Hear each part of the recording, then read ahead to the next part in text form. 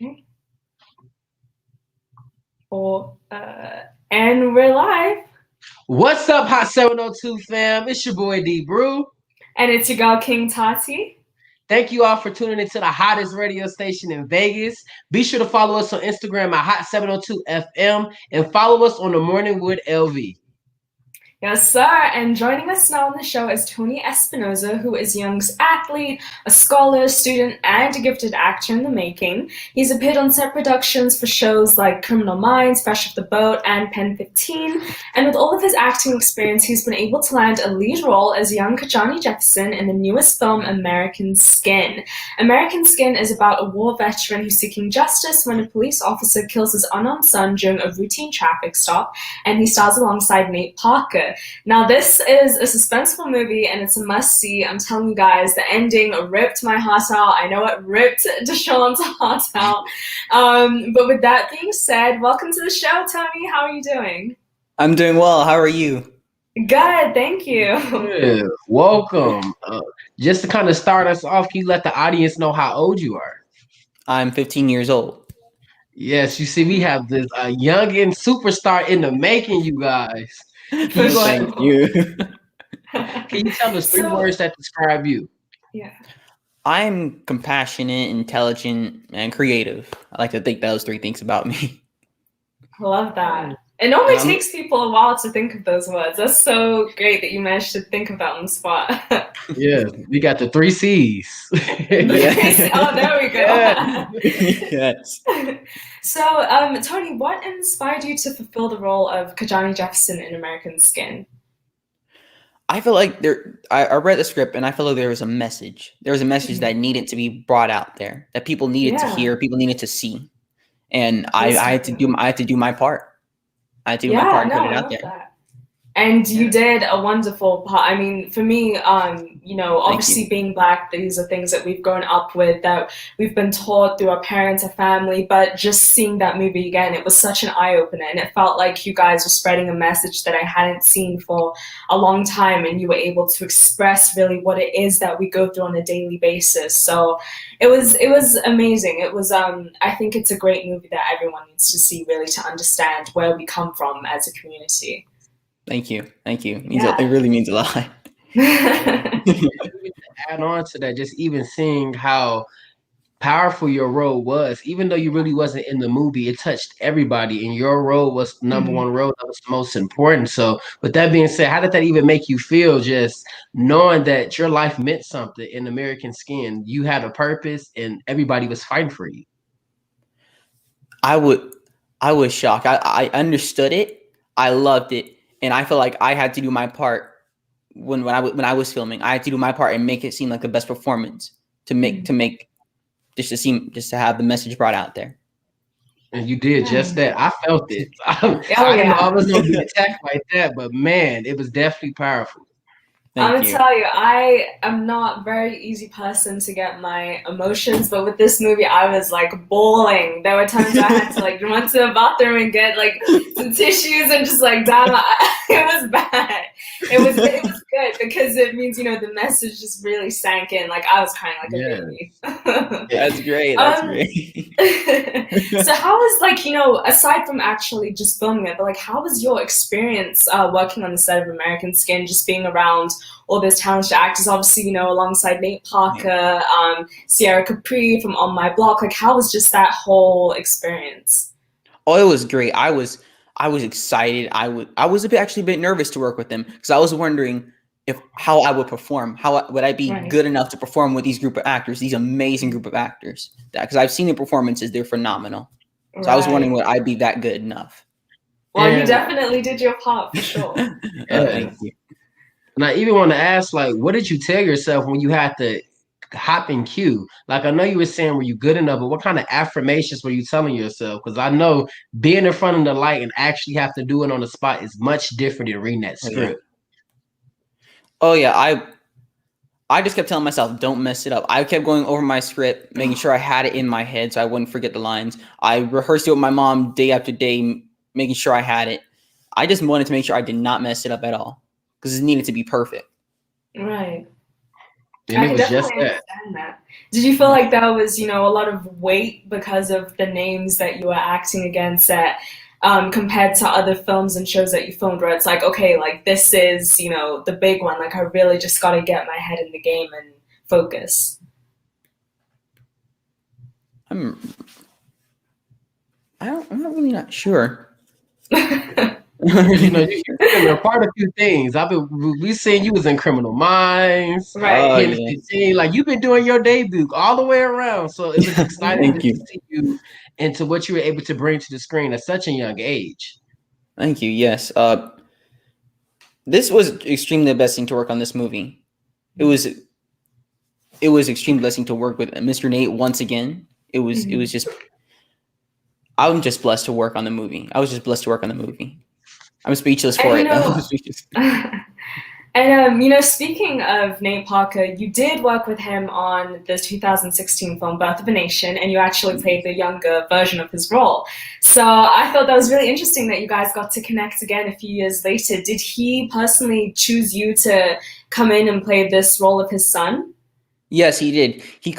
One day, me and my mom were just driving home. He contacted my mom because we still have contact with him. He asked for a current picture of me and my resume. Oh, okay. And then a few weeks go by, he sends mom the script saying this is if I'm available to read this script. And then a few more weeks go by and he's offering me the role of Kajani. Amazing. Hey. I love to hear that. So how was your life changed since the release of this film? Oh, I've looked at I've always had a certain look on the world, but I looked at a completely different angle after filming this movie. So it just changed my whole perspective, the way I see it, the way I saw everything. And what part in the movie really impacted you the most and made you really change your perspective? There was obviously the car scene when I pull out the phone. Yes. I was saying my rights. I was saying my rights, that I have the right to film. I have the right to film. And also when my father was talking to me about my rights. That was a powerful scene. In my bedrooms, yes. It was. It really impacted me on that one. And it really showed you like what everyday conversation kind of looks like with your friends when you really don't really know what your rights are, and you're being taught one thing in school, but it's like that's not really what's going on in the world. So it's like it's very confusing to a student. It's like what part of this am I supposed to be paying attention to? Right. Exactly. So, yeah, I don't think KJ, he knows his rights, but he doesn't really understand how it works. Right. Like he doesn't see that although you may have these rights, but they're not always going to be respected, or you're not always it doesn't always apply to yourself. Yeah. Why is it so important, do you think, to shed light on police brutality, especially in, Black communities? Well, because we need to make it known. We need to. Sometimes police officers don't really see it. They think they're just doing their job. They think they're just protecting the neighborhood. But the way we see it is that you're still hurting. You might think you're doing your job, but you're still hurting our community. Right. Most definitely. With this movie, we were trying to create a conversation, create a bridge, so both African American community, or any community in general, and law enforcement can have a talk. We can understand what can we do to make each side better. What can we improve to make it safe for both communities? And prior to this film, like, what were your thoughts on law enforcement? Were they somebody you really could trust, or did it kind of change from you before the film and after actually seeing that conversation that you spoke on? Well, my parents are law enforcement, so I already knew. I know how to look at law enforcement. I know how to act around them. I know how to treat them with respect. I know how to just deal with them in general when being pulled over. So for example, if I'm being pulled over and I'm driving, I put my hands on the steering wheel, turn all the lights on in the car. And if I have a firearm, make note of the firearm. And if I'm being questioned by a police officer at the precinct or the PD, I can't say anything unless I have my parents or an attorney present. So I already knew what to do then. And I just had to apply what I know about all the stuff I know from real life into this movie. So with both of your parents being in law enforcement, has it ever been conflicting for you at times where you feel like, you want to talk out against police brutality and things like that, but then also, you have parents who are in law enforcement and you know that they're good people, and they're good cops. Like, has that ever been a conflict for you? Yes, it really has, because when I was younger, I had this conversation. I was trying to understand. I was arguing, or I was asking my parents, are all cops, other than you, because I know how they act, right, are all cops this way? Mm-hmm. But then they explained to me that they're not, and it's not all cops. It's just certain cops. Mm-hmm. It really depends on the person. Right. Definitely. Most definitely. And even the scene where your cousin really spoke out for your death, like that was a scene that I feel like is never really shown in households. And the way it escalated, it just showed how hurt he was. And I also saw it from the officer point of view where he was just genuinely trying to help. But it's kind of hard to help somebody when your profession is really viewed and is hated. So it's like, it doesn't matter who fills those shoes. It's going to forever have that same connotation with it. So I feel like that was very inspiring and eye-opening as well to the people who've already been through that and those who actually don't speak on what kind of goes on every day. Oh, exactly. Yes, most certainly.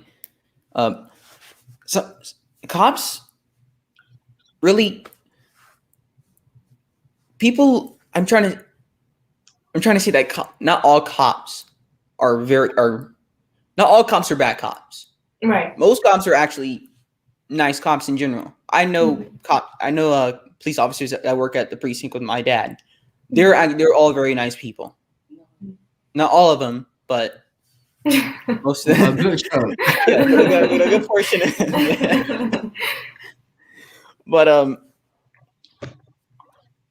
the police officer job has been going on.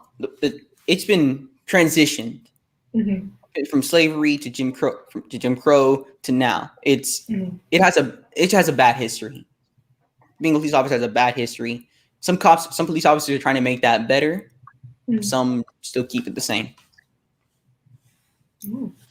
Yes. Okay, so making it more lighter conversation now. But you've also, besides dramas, you've worked in comedies, you've worked in Pen 15, you're a recurring character in that. You did, guest roles on Fresh Off the Boat. But then you also did dramas on Snowfall and Criminal Minds in comparison. So how are you able to handle, juggling completely different genres? Like, is it a hard switch sometimes to go from like a comedy to a drama to a comedy to a drama, or is it just, natural, something that you don't really let phase you? Yeah, it's just, I can switch it on and off. I can go from drama like 1 minute and then I can go to comedy in the next minute. It really depends on the actor. For me, I find it slightly hard. Sometimes it depends of how long I've been doing comedy or how long I've been doing drama, that I have to switch it up to a comedy or switch it up to a drama. Okay. So it really depends on the actor who's performing.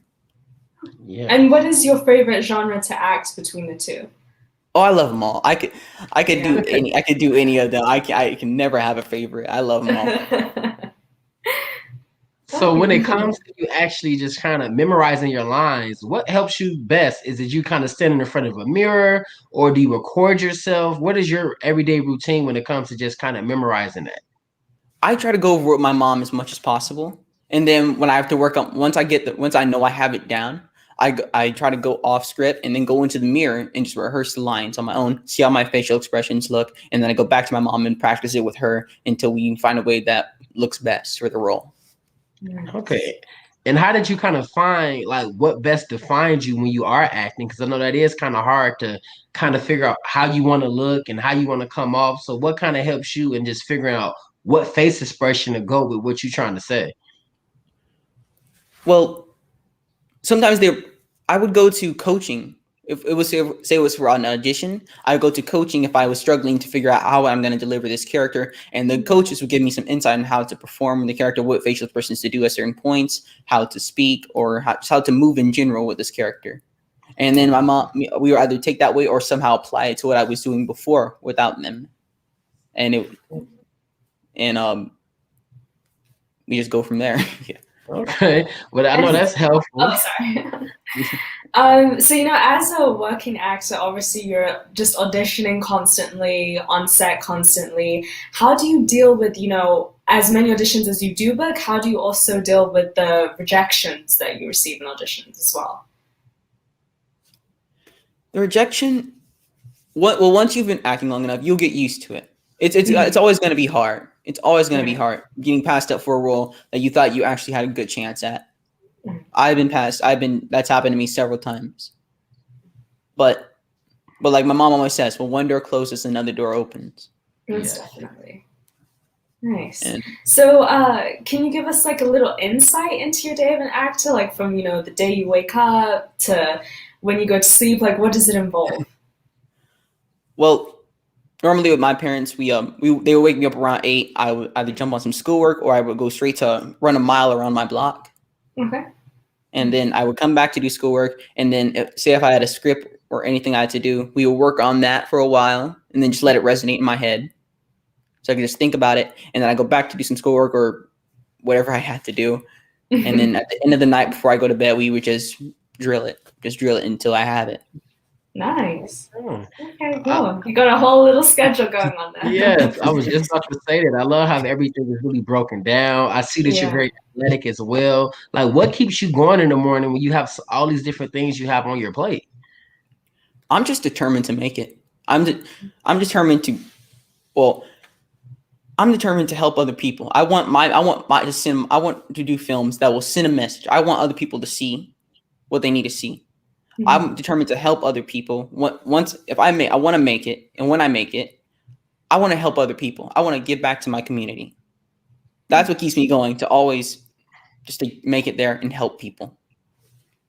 So with the way that like you just answered that, it seems like acting is really your calling. That's your passion. When did you decide that this is something that you wanted to take seriously? When I was about 4 or 5 years old, I was doing prose and poetry. Mm-hmm. I went to a regional tournament and I got an award, which is like a prestige. I forgot what the award was called, but it was a prestige award. Okay. And then something just clicked to me, and I started watching more shows that had great acting when I was younger. And then I told my parents I wanted to become an actor.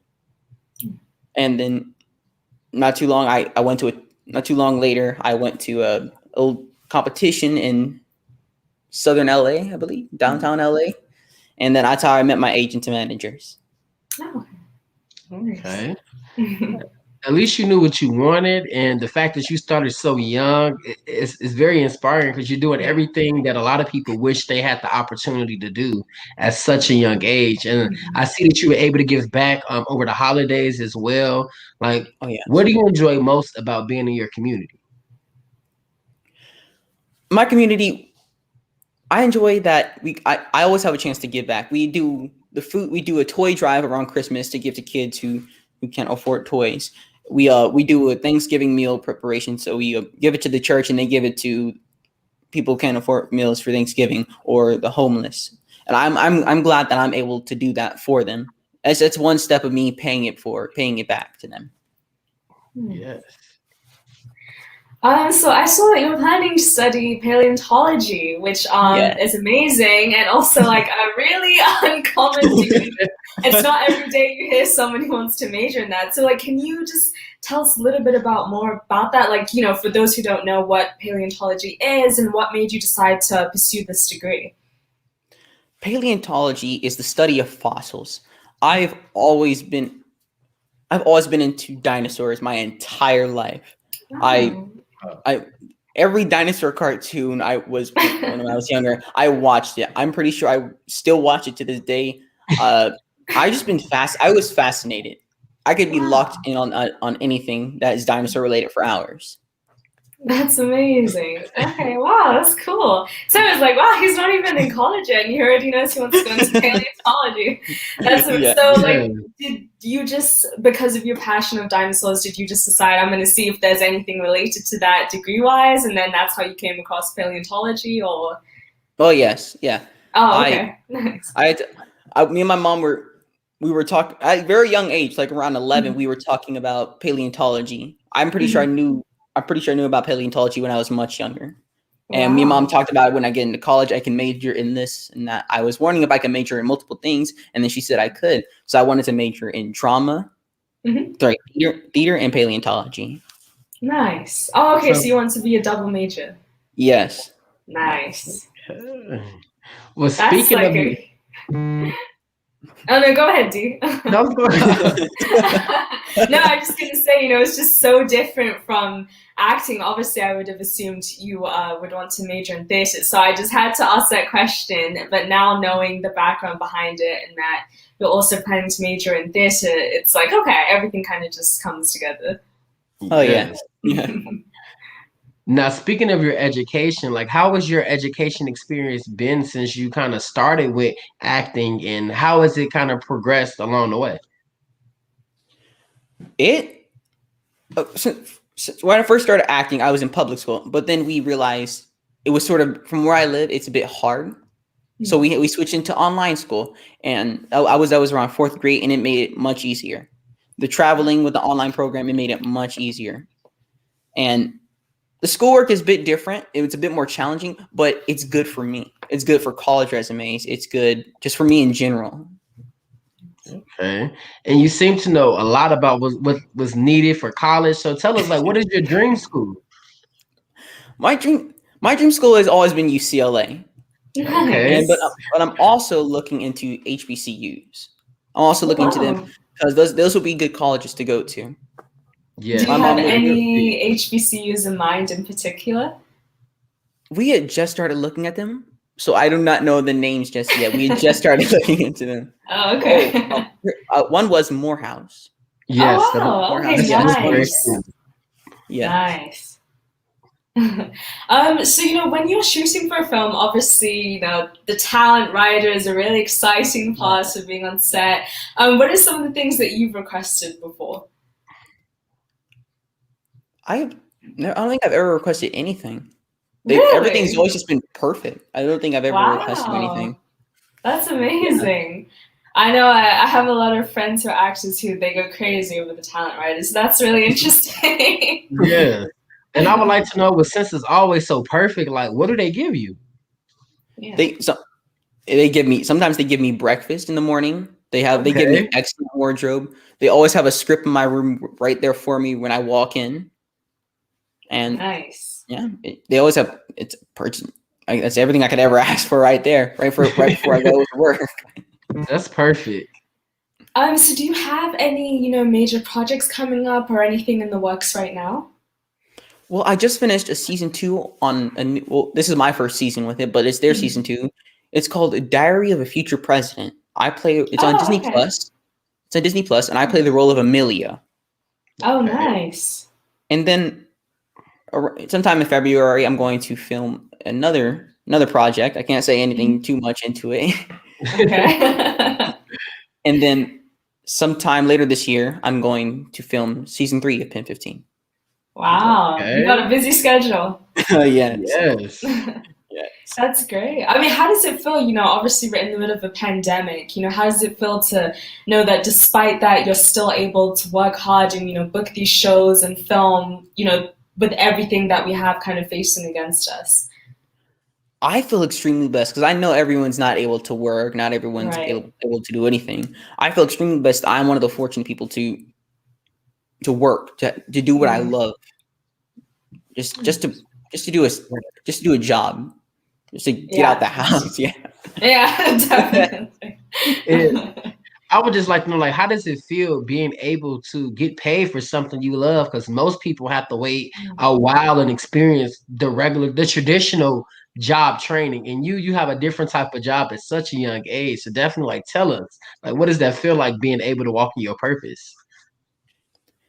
It feels real good. I'm telling you, it feels to do something I love and get paid for it. Yeah.